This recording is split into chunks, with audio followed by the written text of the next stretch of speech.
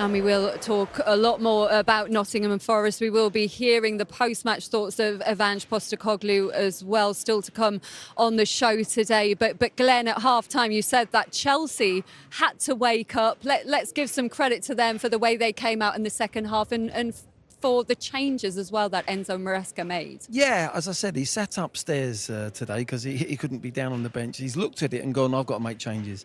And sometimes you have a bit of clarity from up there. He's gone down and he's been spot on as a manager. He's made the real key changes. I think Casado coming on gave him that little bit of strength and gave him that sort of, if you like, everyone was giving him the ball and they knew the ball was safe. Whereas in the first half, they looked shaky. They kept giving the ball away. They were unforced errors that Forest didn't punish Chelsea at. And you just think, well, got to calm down here, Chelsea. And he went on there and played very calmly, just got everyone around. Didn't do that much with the ball, but it was just that security feeling that you felt second half. And they got better and better and better, Chelsea. And Mark Guillot as well, I think he gave them something else. Yeah. I think Pedro could drop deep and get on the ball a little bit more and control the game, and I thought he gave him a little bit going forward as well. Has it sort of shifted your view of them at all as title challengers, Peter? No, it's not shifted it. No, I classed them that before the game. I think the result against Liverpool was massive for them. If they're winning games as comfortably as they have today, with the amount of injuries that they've got, Josh Ashton-Pong as well was fantastic coming in today, and this man as well. Pedro Neto, who joins us now. Good to see you, Pedro. Peter was actually singing your praises at half-time, saying that you were the biggest threat for Chelsea, the most likely to cause problems, and you popped up with an assist and a goal in the second half. How do you sum up your own performance and the way the team played today? No, I thought in the beginning of the game we start well. But after that, it was a little bit difficult for us. As you can see, they had opportunities. I think they were a little bit on top of the game. And as always, I like to step up on these kind of moments. And I always try to help the team as much as I can. And then in the second half, I knew that they couldn't come with the same energy that they had in the first half. I thought we were going to control more the game, and hopefully I could help the team. How important was it just to keep that momentum going after finishing on such a high before the international break with that win over Liverpool? No, it was really important, to be honest, because after the international break on the last month, we didn't start really well. We didn't win the 3 games that we had, and it was really important to start this way, to come with this difficult pitch here with this environment is very difficult. So we are really happy with that. Can I just ask what the manager said at half-time? Obviously, it's difficult for him to be up there in the stand, but obviously he made 3 substitutions. Was there a big shift in the second half as well? Oh, it's like you were saying. We needed to change some things. We need to be more aggressive. We need to be more aggressive on defensive ways as well, to keep more the ball. I think we didn't did that on the first half, and in the second half, as you can see, we keep more the ball. We scored 3 goals, and we are really happy with that. Pedro, you play on the right-hand side with your left foot coming in, but do you like being sometimes on that left-hand side where you can go on the outside and get crosses in with your natural foot? Yeah, I will be honest. I feel comfortable to play both sides. If you ask me if I have a favorite one, of course I will not lie. I would say right side is the side that I prefer the most. But yeah. as I say, I like to play both sides and help the team. I already play as a striker as well, and if I have to play left back, right back, I will always. I know. If I'm playing here, I'd much prefer you on the left-hand side. Oh, with water ball and a great header. Let's be pleased for Josh as well. Yeah, really pleased, because he's working a lot. He did a fantastic game against Liverpool, and today he did a fantastic game as well. How big a talent do you think Josh is? No, he can be a top talent. I think he has to continue to work. I always am in his foot, joking with him that he has to be more aggressive. And today he did a fantastic job, and I'm really happy for the goal. You're such a young side, right? But how far can this team go? I mean, is this season too early to be talking about challenging for the title? I will be honest with you. I like the way that we did last season. We go game by game, day by day, and that is the thing. We have to live in the present. We have to keep working hard to not to show to the people, but to show to ourselves what we can do. And then you got on the score sheet yourself as well. Did you just see that gap? No, I will be honest. Before the last game, if we had a free kick, me and Reece, we spoke about that. And in this match, he said to me, I asked him, do we go to the side of the keeper? And he told me, no, we go back to the same side. And as you can see, he gives a step to the right side, and here, yeah. Just a little shift of the ball. And Jesus comes out of the wall. He makes a gap, and you find the gap perfectly. No, yeah, because we saw clips from teams as well already, And normally the goalkeeper always, when you give this kind of roll ball, he always gives a step to the right to try to watch the ball or to win a little bit of space to go to the same side. And Reece said to me, no, we put on the same side because for sure the ball will go in, and we are really happy with that. You've started every Premier League game, every Champions League game so far. It almost feels like you've made yourself unbenchable for Chelsea. What do you think has been key to your consistency in the team? I think work hard every day. Like I said, I work every day to be the best I can, and I will continue to do that to help the team. And when you came off, Estevao came on. I just want to ask you a little bit about him because he's made a big impact already at such a young age. What have been your impressions of him since he signed for the club? It's a really good kid. It's a kid that wants to learn, and you can see the happiness on his football. And I think it's very important for the team to have a guy like this as well, like João Pedro as well. And we are really happy to have him on the team. Pedro, thanks very much for coming out to join us. Congratulations on the win. Well done. Thank you very much. Thank you. Pedro Neto there, goal and an assist in that win. And it is a win for Chelsea, a defeat for Nottingham Forest, which has led to the sacking of Ange Postecoglou. The club have already announced that the manager has been sacked. This is the statement. Nottingham Forest Football Club can confirm that after a series of disappointing results and performances, Ange Postecoglou has been relieved of his duties as head coach with immediate effect. The club will make no further comment at this time. Yeah, congratulations, guys. You've just been celebrating with the travelling Chelsea supporters. But Reece, how good did that feel for you to score on your 200th Chelsea appearance today and get all 3 points too? No, it was amazing. You know, always coming back after international break. You know, we've always found it tough. You know, last time on international break we had you know, our form wasn't so good when we came back, so we knew we needed to, you know, make changes and start fast.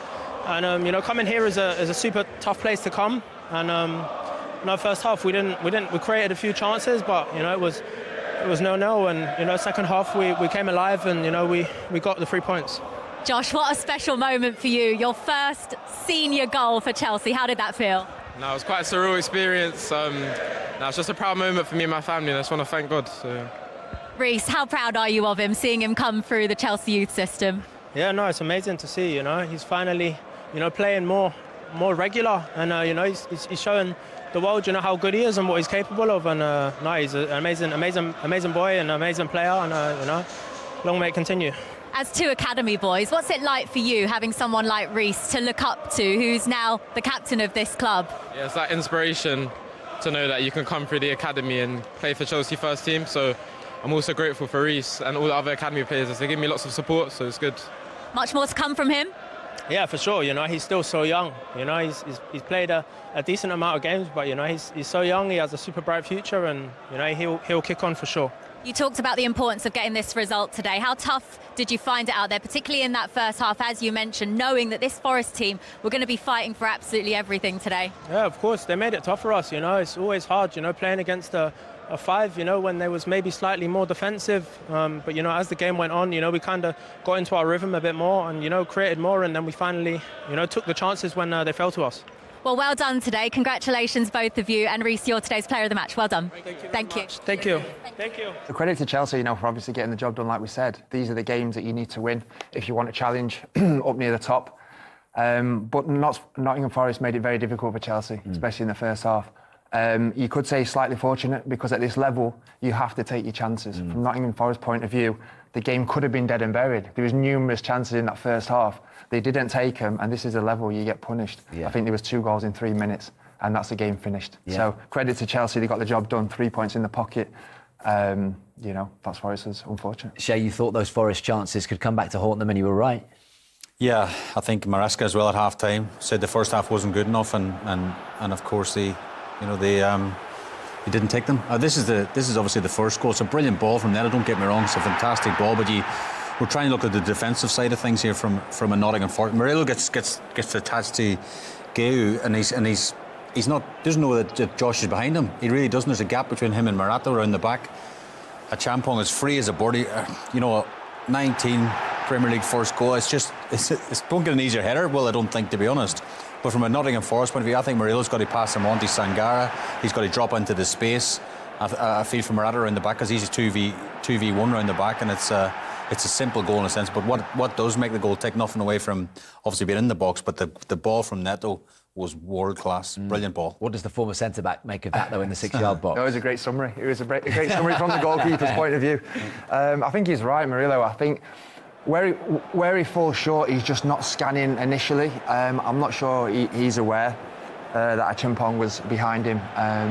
Initially he's got his man, or he thinks he's got his man. He's touched tight. He goes behind, and obviously he's got a free header now. The gap is too big. But like I said, I think the error comes initially from not just opening your body position and just scanning just to see. He wasn't quite aware that he was behind him. He felt the man next to him. He went with that run. Obviously neglecting the guy behind. But take nothing away.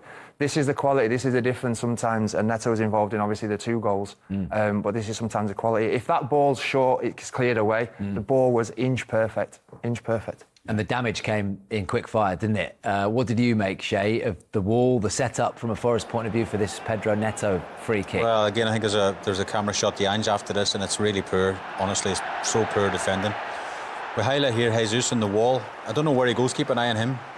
He takes a step to the right, leaves a massive gap now. That's where he's supposed to be standing. Well, exactly where we have that shaded ground. Sales has a look. I think he leans to his right-hand side. You see he's putting his weight to the right-hand side. He's trying to get a look at the ball because as a goalkeeper you feel a bit, if you can't see the ball, you're in trouble. But again, take nothing away from Sales. I think he should save it. I think he should go with one hand. I think he should drive off and make the block. Neto's thinking, I hit the target, I've got a chance. But again, from a defensive point of view, there was, as I say, there's a close-up of the manager, and he's gone down these hunkers. That's a basic defending. He should stay in the wall, Jesus. Sales should save it as well. A couple of mistakes there, and they're 2-0 down, mountain decline. Very clever set piece in a way as well. Just that movement, that 1 yard of moving the ball has disrupted the wall and created this space. You see if he hits it through now, they stay in the wall. That one touch has created that space, has made a reaction in the wall, and the wall now is all over the place. Well, what I would say, he shouldn't move, Jesus. No, I don't know where he was going. You can see on the outside there's 2 chargers. I don't know where he's going. He just wanders away from the wall. It's poor. I would have thought his first reaction was to go to charge the ball down. He's almost took a step to the right. Like we said, I'm not quite sure why he's made that movement, but he doesn't make that movement if the ball's not touched. So I thought it was a clever piece of play. And the strikers should never be back defending well. They haven't got a clue. On the set pieces, guys, 11 of the 18 goals that Forest have conceded under Ange Postecoglou have come from set pieces, and this is not a new story. This happened at Tottenham as well. It's the worry, isn't it? It is a concern, yeah, certainly is, because I remember him going through that period at Tottenham as well, and I think he came in a press conference and said we don't really work on them. I think you should work on them now. When you're paying the price and it's costing you, I think you should, but that's not a great stat. Is that you concentrating on the weeds coming up? The weeds? The weeds that he spoke about before? Yeah, there weren't many flowers, which is what he was hoping for. No, he wasn't. There wasn't, no. It got worse, didn't it? It could have been more than 3. That's the only sort of positive, that it didn't get completely ugly, but the third came from Reece James late on. Yeah, when you're down in the bottom of the league as well, the confidence is low. Half the crowd have left at this stage, but it's a set play again. It will be a worry for Ange. It will be a worry for Nottingham Forest. It's unacceptable. We've highlighted Williams and Reece here, and he just wanders off. I'm not sure if Williams is on doing the edge of the box or he's supposed to be picking up Reece James, but he actually does neither. He sort of comes alive when it's too late. And again, I'll have to look at Matt Sells with the punch. I think he's got to go height and distance with the punch and get away from it. But take nothing away from Reece James. He comes alive in the box, and it's easy to thrash at that well and lash it over the bar or something. He just control finish. And a nice finish from the captain. Yeah, he's technically gifted, Reece, so obviously he's in the right place, right time, falls to the right man. But I agree, I think the keeper could have maybe been a little bit more commanding in that instance. Yeah. Going back to the set-piece chat, I say it's 11 out of the 18 goals. That is more than double of anyone else in the Premier League during that time. And to throw a few more stats at you, Ange Postecoglou at Tottenham, in the 2 seasons there, it was 41 from set-pieces, which during that period only Wolves were worse. And then you have him defiantly saying we don't need to work at set pieces. Well, I wouldn't agree with that. I think you look at the top clubs, Arsenal at the very top of them, and how many set pieces do they score from, and how many don't they score from? Because a set play coach's job is about creating on one side, but at the other side is defending well, not conceding goals. That's part of his job as well. Ange Postecoglou doesn't believe in a set play coach, but them stats don't make good reading, I think, if you're a Nottingham Forest or a Spurs fan for that matter. So there weren't too many flowers, but there were some green shoots. And when we talked about the ones in the first half, there were a couple of green shoots in the second half. And Ange Postecoglou can't put these in the back of the net himself, can he? No, I agree. I don't want to be cliche and say there was positives to take, but there definitely was. In the first half, I was impressed with the way that they went about the game. I feel sorry a little bit for Ange Postecoglou in this game. You know, like you said, it wasn't that the tactics was particularly wrong or they didn't create enough chances. They was the dominant team in the first half, created bundles and bundles of opportunities and didn't put the ball in the back of the net. Like you just said, he must be scratching his head thinking, what else can I do apart from come on and kick it in myself? You said, Shay, didn't you? You could play all day without scoring. It just felt like one of those games. This is Igor Jesus, yeah, like we're seeing here, opportunity after opportunity. Again, I mean, when your luck's not in, your luck's not in. It's hit the underside of the crossbar and off the post at the same time. Incredible. But again, you have to take these chances. These are the levels, these are the margins. If you don't take your chances, you get punished. And they had loads of chances today, so... What you would say, I suppose, Gary, in a positive is, you know, Ange is in shot there. There was a lot of positives. I know it was hard to say that after a 3-0 defeat at home. There was a lot of positives for Nottingham Forest. We spoke about half-time. We spoke about how good Nottingham Forest were. Yep. You know, the rue the chances they missed. And again, that's just the second half chances as well. So again, if you can sort of peel it all back a bit, stop conceding from set plays and actually keep creating chances like you are doing, maybe they can turn a corner. Now, the big worry you mentioned, the owner left after with 20 minutes to go. That's a bigger concern for Ange than maybe the... We were chatting in the break, weren't they, saying, was he gone for a coffee or is he not? And he's obviously disappeared, which is not great. It's not a good look. But like I said, yeah, when you look at positives from Nottingham Forest, then Ange will look at his team and go, like, how did they go about business today? I thought their attitude was first class. I thought they had willingness. It wasn't like you were watching a team there that was down tools. Or had no idea tactically. I thought like I said, in the first half, did very well. Shay Given and Gary Cahill in the studio with me, all square at the City Ground at the break. Shay, before we get into the wasted chances from both sides, it should be said, much better from Forest in terms of tempo. Yeah, it's a brilliant first half, really, from Forest. I think Chelsea had a couple of late chances, but they were the better team by miles. I think Ange Postecoglou half-time, we're thinking, how are we not ahead? But again, we've seen this play out before, haven't we? You know, all the chances, playing really well and get done by a sucker punch. I don't think Chelsea can be any worse in the second half. I think we'll be shocked if we don't see Caicedo in the second half because Lavia and Gusto midfield have been overrun big time in there. Yeah, Gary, Forest wasteful, Chelsea sloppy. Exactly that. And it's been the Achilles heel of Chelsea from the first half. You see the chances that Forest have got. It's from their own doing, so sloppy in possession. They really have been. And that's where a lot of the Nottingham Forest chances have come from. This one, I thought he was just going to take Anderson on his left foot. I don't know why he's not pulled the trigger. But yeah, Chelsea very, very sloppy in possession. Yeah, it's amazing. As you say, Gary, they're causing their own problems. This time, a terrible pass, I think, from Josh and Lavia. First touch, horrendous. The only shock here is Gibbs White doesn't put it away well. It's you know, I fancied him big time. It's on the edge of the box, 20 yards out. He's got the whole goal to aim at, and he just tries to be too precise in the corner. You know, Forest should be ahead. And again, this is a minute later, I think. You know, Sanchez goes long, yeah, that's fine. But watch how open they are, Will, when it comes back. It's just as clearance. You know, again, defending it, some of them's up, some of them's back. They're all over the place. Douglas Luiz with the header. And I sort of thought when I seen it first time, you know, Gibbs White should go with his head here. But maybe he was stretching, Gary. You think maybe it's a hard chance? Douglas Luiz got too much on it, perhaps? I thought that was a difficult chance for him, I have to admit. I think maybe if Douglas Luiz could just take a little bit off that header, it then becomes an easy opportunity. But it's just that a bit too far, and he's reaching. I think that's what he's frustrated at then, that he didn't just guide it across a little bit softer so he can put it away. But again, poor defending from a Chelsea point of view, letting the ball bounce, and you know, they really have caused their own problems. They did grow into the game a little bit towards the end of the first half, didn't they? And a couple of chances. What did you make of these from Andre Santos, Gary? The first one, the second one we'll see in a minute. Obviously, I think that was the better of the two. This one, a little bit harder, to be honest. He's connected well, but I'd say obviously that's a half chance for me. Nice little knockdown there to Pedro that's not that down. And it's just over the bar. But this one was a big opportunity. Again, Pedro on the ball. We've seen him do that many times. Drop deep, gets turned, flicks the ball over the top. Just scuffs it wide of the post. That one there was certainly the better chances. But I'd class them as two half chances, to be honest. They've not created a lot at all. Pedro has been very quiet, starved of the ball, and just very, very sloppy in possession. Morato, lucky to be on the pitch, Shay Given. Well, again, it was Forest's first half, I think. But this is a yellow card 8 days of the week, and there's only 7 days in the week. This is crazy. I know it's only 5 or 6 minutes in, Will, but this is just not even a hard decision for the referee, Chris Kavanagh. This is a yellow card all day long. and twice on what day is the day? Saturday. Twice on a Saturday. So that should be a yellow card straight away. There's a few fouls in there. I know. Nothing given. And then this is just before half-time, Will, as well. So, I mean, Chris Calvin does book him at this stage, but realistically, this should be a second yellow card.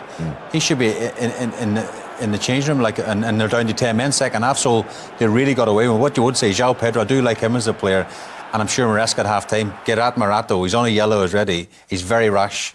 But they are big moments. Like you said, it's one of the easiest decisions, that first one, for a referee to make as a yellow card. But Nottingham Forest have been impressive. Ange Postecoglou will be delighted with the way they've gone about that first half. Yeah. And like we said, with the fans as well, it's lifted them.